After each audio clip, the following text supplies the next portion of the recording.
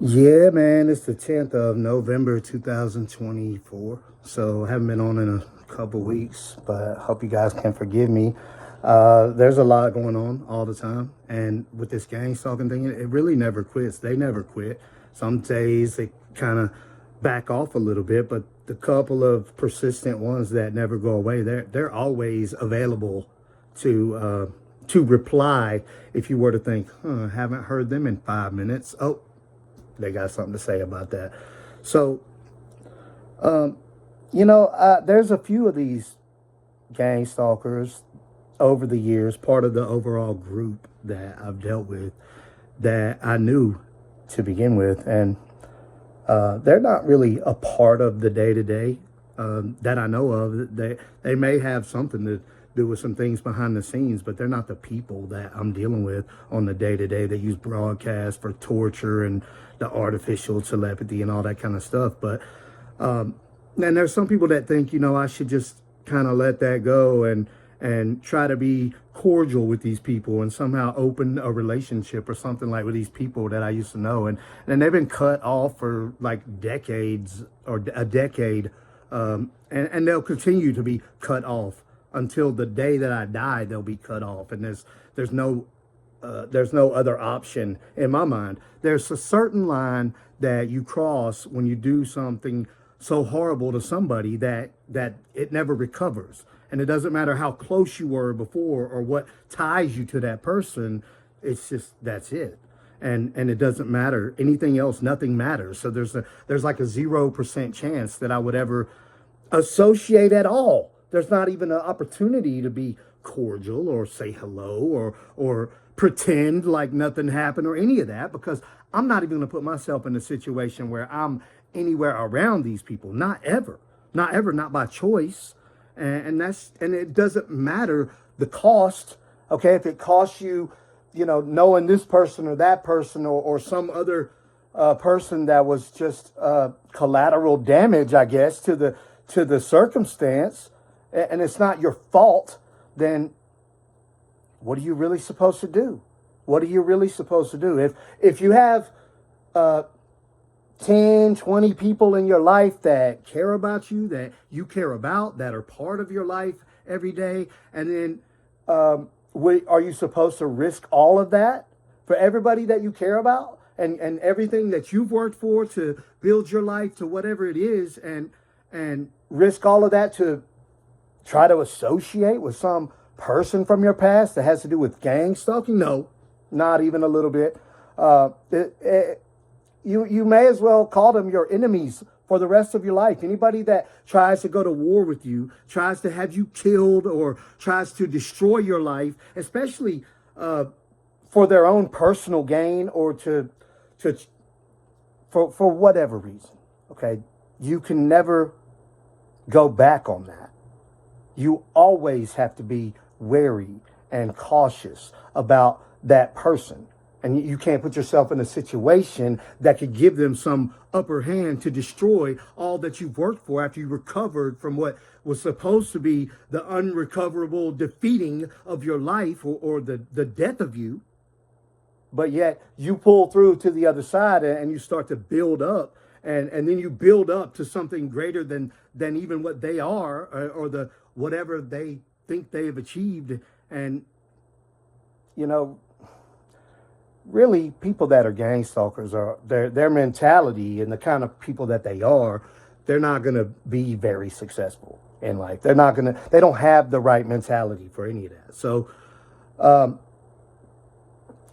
it's just a write-off. You write it off and you never put yourself at risk. Okay, you manage the risk by complete disassociation with those people.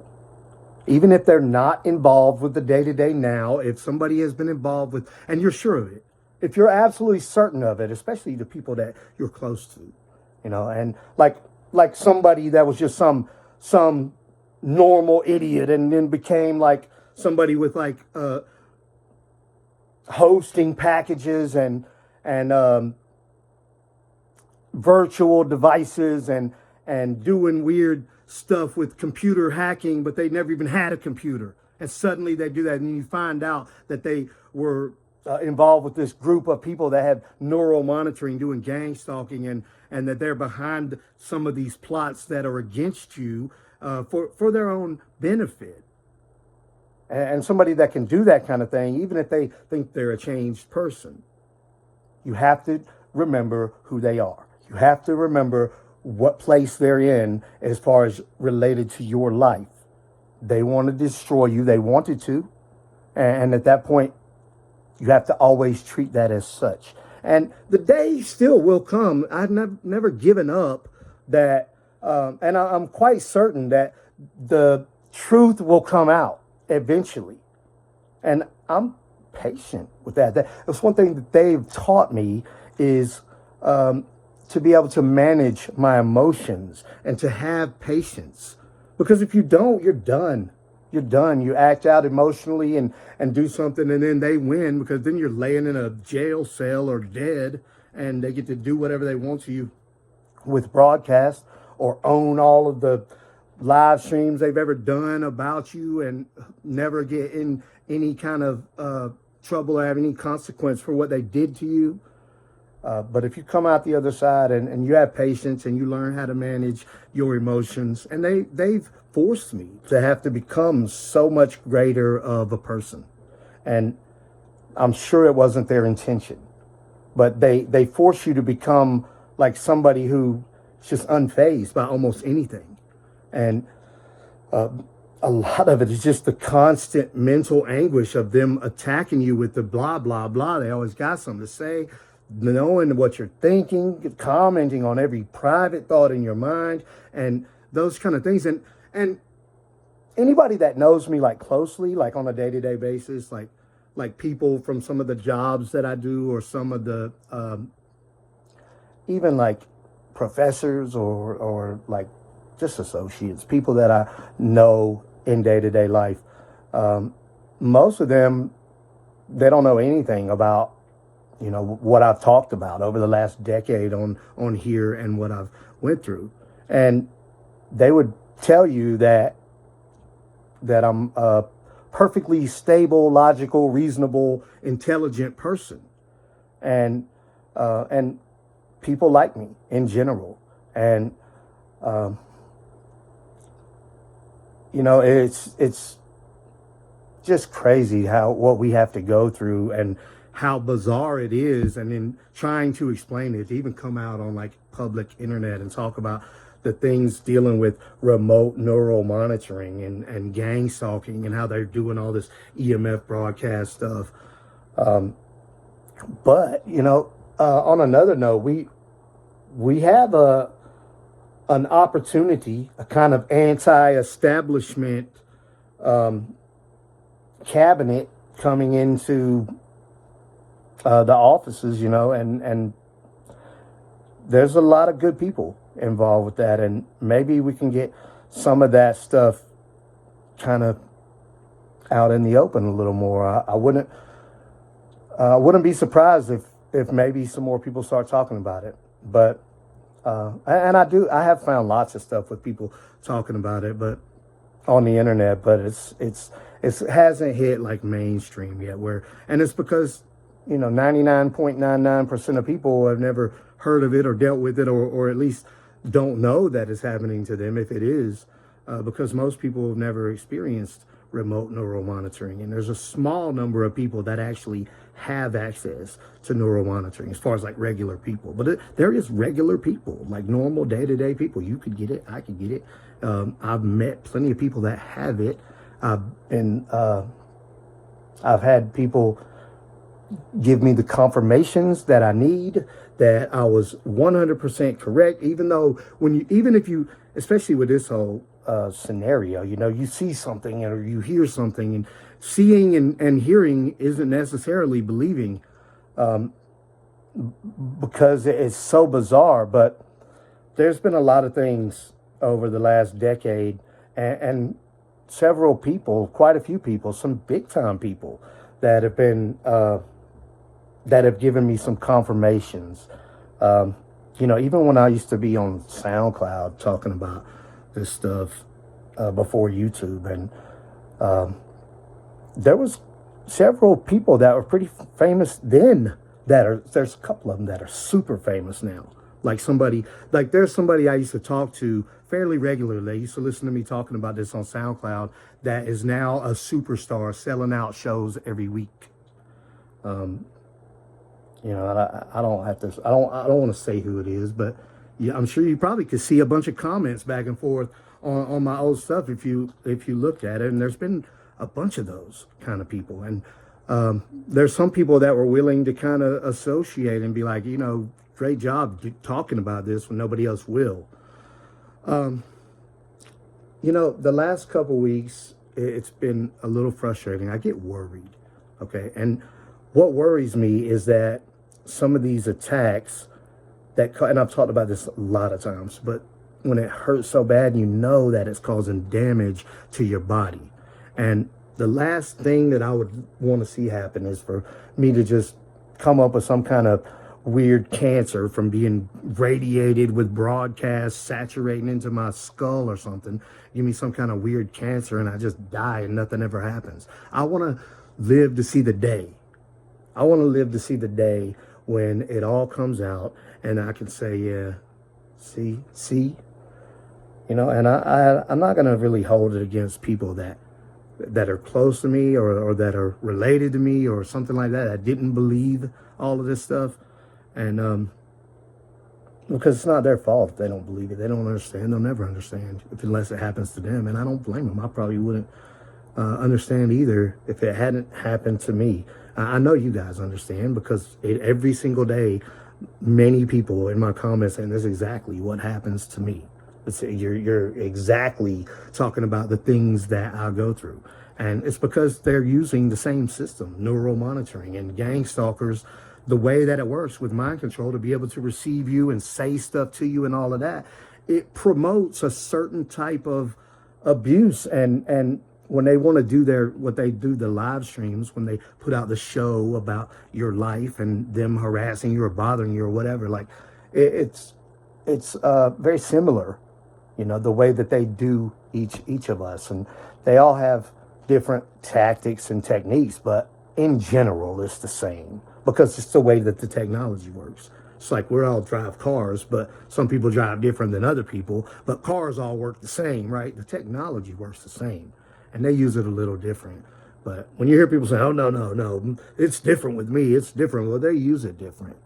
But in general, it's the same. And maybe you don't quite understand fully how it all works yet. But you can find a ton of videos on this channel that can tell you a lot about that stuff. But I made several posts over the last week where they were just, 4 days ago, 8 days ago, 9 days ago, 2 weeks ago. I write these little paragraphs documenting, and I talk about the things that they're doing just to attack me physically with broadcasts.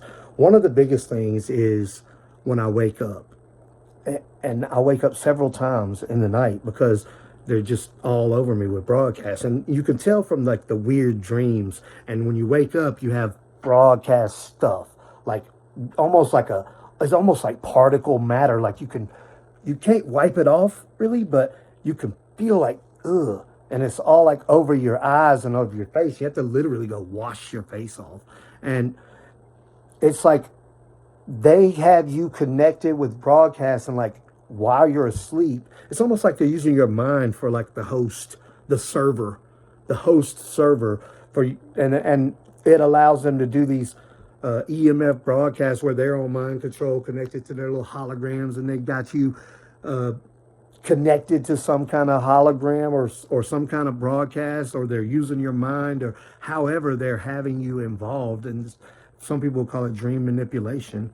And it's very bizarre because you end up in these really bizarre dreams, and you wake up and, you feel like you've been laying in front of inside a microwave for hours, and you have to just go wash your face and rinse out your mouth. And, I always have across my abdomen, just welts almost, where it's and I get my flashlight out and start rubbing how ridiculous is that? Just waving a flashlight all across my body to try to get this because the light disrupts the broadcast. And if you look into that, the reason is because light disrupts broadcast, and I didn't really put two and two together with that. I just knew it worked. Lasers work very well to disrupt their broadcast. If they're hurting you, super bright flashlight or laser on that place, and it'll go away. They might put it right back when you stop, but that's why like if you're like a person that's into radio or something, you could pick up radio stations from a long way away, like several states away sometimes, where it's bouncing off the atmosphere, and like you can pick up stuff only at nighttime. In the daytime, the light interferes too much with the waves. So nighttime waves without other like sunlight interfering, or light in general, broadcast anything, whether it's cellular or radio or EMF gang stalker broadcast, any kind of broadcast. Light interferes with it in a big way, and it works a lot better at nighttime. So that's why the bright light on the areas that they're hurting you, that's why it works. Even when they like to put broadcasts in the corner of my eye, they do that a lot. They'll just put like a little broadcast, and you can feel it. Like particle matter starts feeling like they're fluttering your eyelash, and it's like feels like there's something in your eye, and you can't wipe it off because you just go right through it. But you can get some kind of like wet paper towel or something, and that works. Or light, you close your eye, put a light right there, and get it off with the light. It sounds stupid, I know, and it sounds crazy and ridiculous. It works. And if you're suffering from some of this stuff that they do to people, which they do, and it can help. It can help just to know that. But somebody was asking me about the membership videos. If they're still there, they are still there. What I do is sometimes I do membership videos only, and but most of my videos end up on membership, which is like, I think it's like a 99 cent or something, but it ends up, most of my videos, I keep like 200 videos on public at any given time, maybe 300, and then the other, 6,000-7,000 videos are going to be on the membership side. And then I move them over there as I make 100 more videos. Probably 100 of the other ones and some of the new ones will be over there. So yes, they're still there. They'll always be there until they ban me, I guess. But big score last week for like freedom of speech. We should be able to keep talking about this stuff, even if it sounds crazy or surprised I haven't been banned for like misinformation or something. But big score for freedom of speech and our rights. I think you can never really trust government and stuff like that, but at the same time, we were getting pretty far out there. So, and I think America in general is kind of fed up with it, especially the whole invasion and the